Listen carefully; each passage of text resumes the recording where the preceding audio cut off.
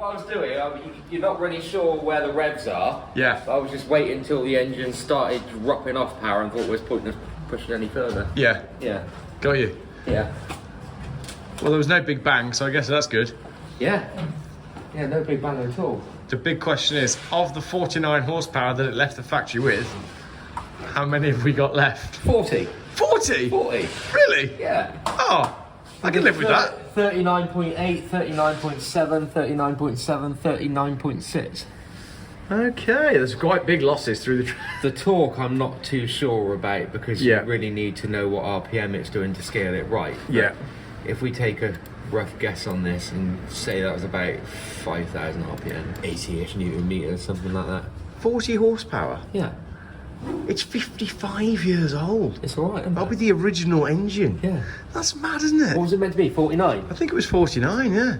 We've lost 10, isn't it? Yeah. Not too bad. I have to check that now. All the Renault geeks will be like, Jeff, you've got your numbers wrong. It's I've no idea it's at meant to all. be 59 I haven't even got a horsepower. database I can look this up on. I don't I'd think. check on my phone, but my phone's been cut off for not paying the bill.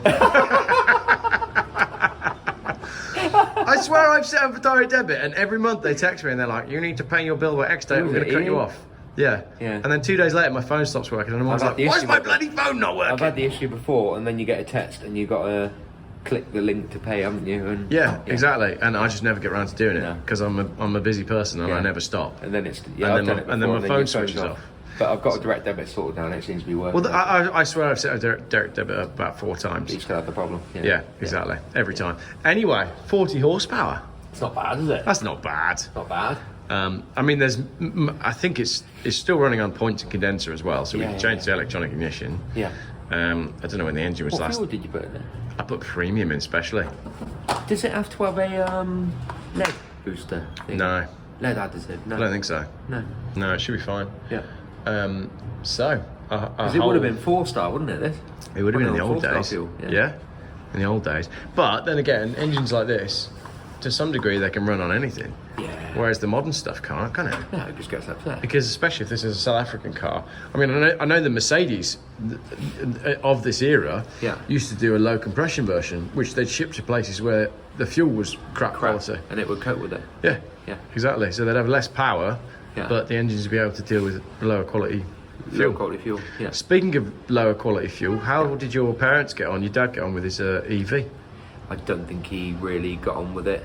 It sounded like a good idea a couple of years ago, I think. Yeah. It was the big thing, get an EV, but realistic range issues with it. Yeah. For example, you drive up to the Lake District, Yeah. you can just about do it if you drive there with everything switched off. And this is an EV6 Kia. Yeah. What's their range? 230, 50, 80? 250-ish? 250-ish. 250-ish? Yeah. You could just about get there, but you'd end up, your passenger would be sat with a blanket over him. It's no fun, is it? It's going backwards a bit, isn't it? Yeah.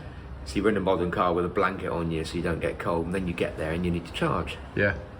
And it's difficult in remote places like that. Yeah. Or more difficult than it is in the city. Yeah. I wouldn't say it's massively convenient in the city either, but Well, it's just, do you know what? I can live with the charging network, but what I can't live with is the constant waiting around. yeah, I just can't be doing with that. I couldn't be doing with it. And everyone's, there's infrastructure everywhere, there's chargers everywhere, you've got this place, that place. I don't want to visit those places. No, you don't want to do.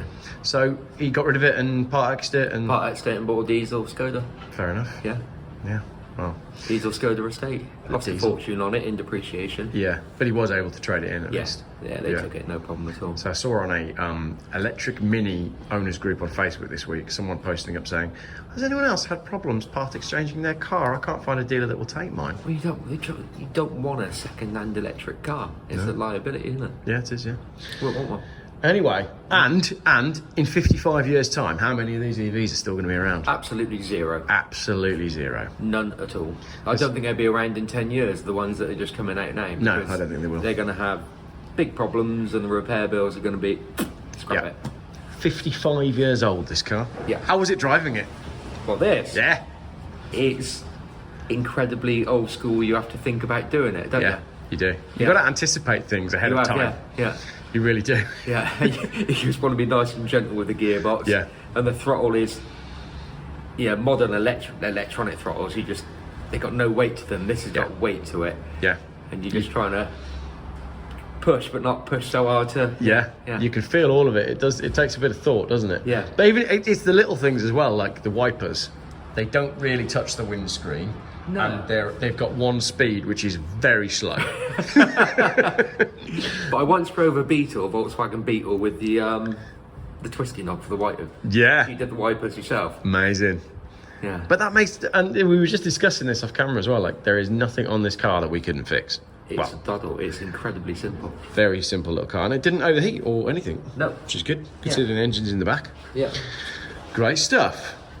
So, 40 horsepower. 40. Pleased with that. Does it go all right on the road? Do you know what it does? Yeah. Yeah. What's it doing it? 60-ish, 70 mile an hour maybe? 55's comfortable. Yeah. You can get 60 out of it, but then again, you got that much fluctuation on the speedo. I know, I noticed that in there. You're not really sure where it's at, are you? No Use your idea. phone, that'll tell you. And the fuel gauge is the same as well. So I left my place and I had half a tank, and then by the time I got down here, it was fluctuating between a quarter and empty, and I was like, well, I'm sure it's fine, but I'll put some in. You'll just to probably be see safe. it on the camera in the car, the speedo, it's just... Yeah. Where are you at? Brilliant. Well, I've wanted to get this car down here since I bought it, so I'm glad we finally did it. So there we go, 40 horsepower to get me home. Yeah. Thanks, Chris. Thank you, Geoff. Great result, that. What a car. 40 horsepower. More than enough. You don't need any more than that. Right, let's drive home. Oh, I can use my horn. Look, I've got a really good horn now. Ready? Yes.